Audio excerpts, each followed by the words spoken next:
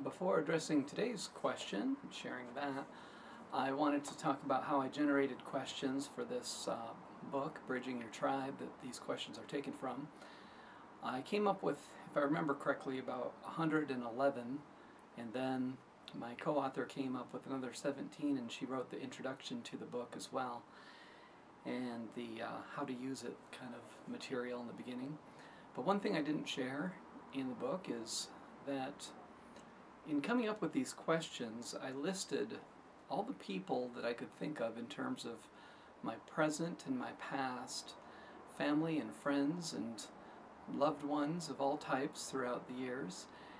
And as I thought of each person, I thought, what questions might I have for that person, and what would I like to know, or what would be interesting in my mind for them to explore.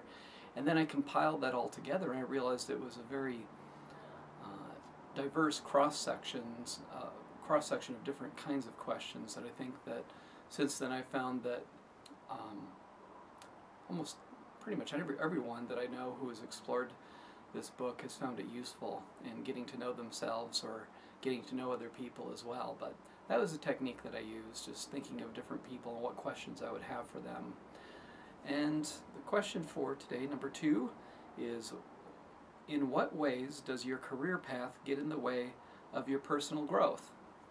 And in answering that for myself, I'd say at this point, it doesn't inhibit my personal growth. It actually, the online marketing that I do doesn't take up hardly any of my time whatsoever, and it gives me a lot of space to work on myself and so forth. My career path before that, I think that it was interesting how I was just doing some clerical stuff after I had my bachelor's degree, and that led to me feeling one day that I wanted to do something that would help people. So I was able to get a job despite no experience, kind of an entry-level job at a group home for abused children, and did that for a couple of years, and then a counselor there encouraged me to go to grad school to get a master's in counseling psychology, and then I worked as a therapist, and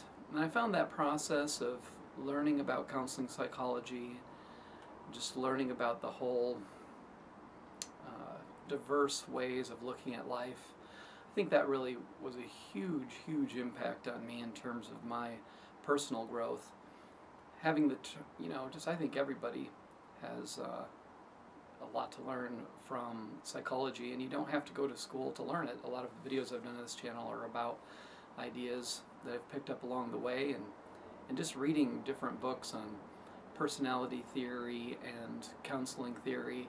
I think it's useful for everyone to explore that. So even when I stopped being a therapist and got into the internet and online marketing stuff, I've still carried with me a lot of lessons from my studies that have helped me to continue to grow and work on myself and so forth.